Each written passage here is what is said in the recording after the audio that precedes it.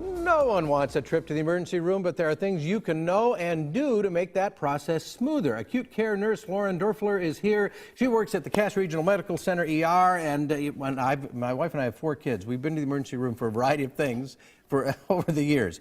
But what can you expect when you go to, for people who've never done this, what do you expect when you get there? Well, a lot of things happen rapidly because, we don't know what's wrong with you right away.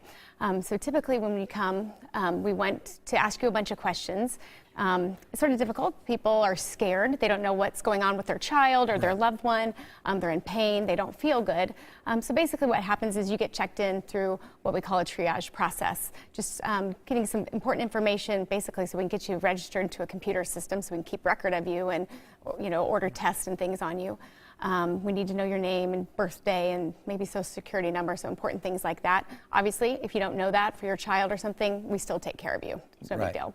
So as part of triage, is part of that kind of deciding who needs to be seen now and who, so if you don't get in, if somebody gets in ahead of you, there's probably a real reason for that to happen. Exactly, and it's hard to understand that. Right. We do have a process. The people that are trained that, check you in, whether it be in a bedroom or in an area that's specifically designated for triage, they're trained to figure out, are you sick or not sick? Do you have, maybe an emergent process that we need to get evaluated right away? Or yes, maybe this does hurt or you feel really bad, but you can wait until we take care of this person next door. And so that really would help mentally to know that there's a method to what looks like madness. Right.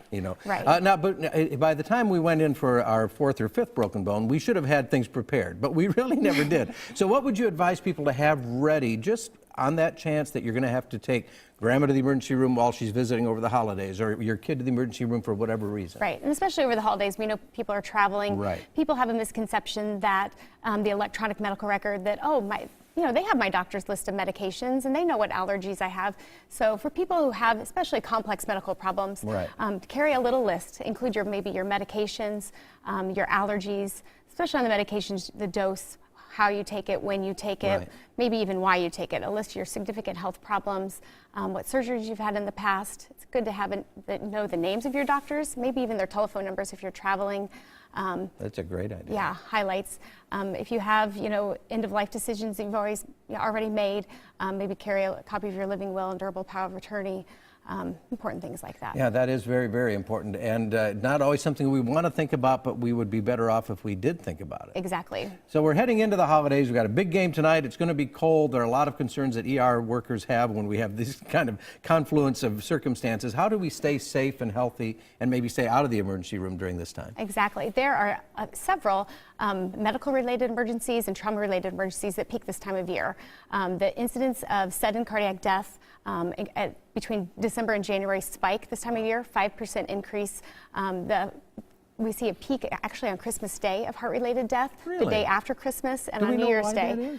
Well, people tend to indulge themselves in food, alcoholic beverages.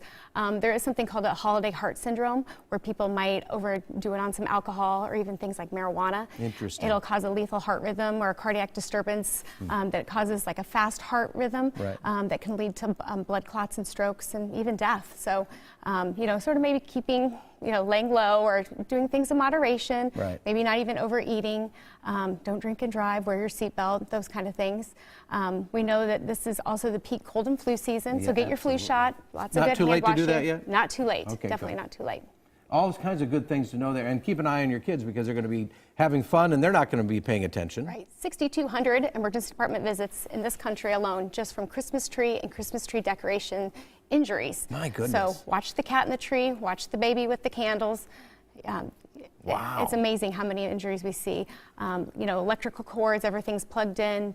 Don't hide your cords under your drapes and under the rugs. Keep kids away from things that are cooking. Everyone's wrapping. People are shopping and kids are falling out of shopping carts. Wow, there are just so many things that kind of come into this time of the year, and it's great to have this idea. For more information, you can visit cassregional.org or visit them at their Harrisonville location and learn more about what they have to offer, and just be safe. And if you have to go to the ER, now you have a prep list that you can be ready to do that. And as a father of 4 who never had a prep list, make a prep list. It would be a great idea. Thank you so much for doing this. Thanks for having us. Very, very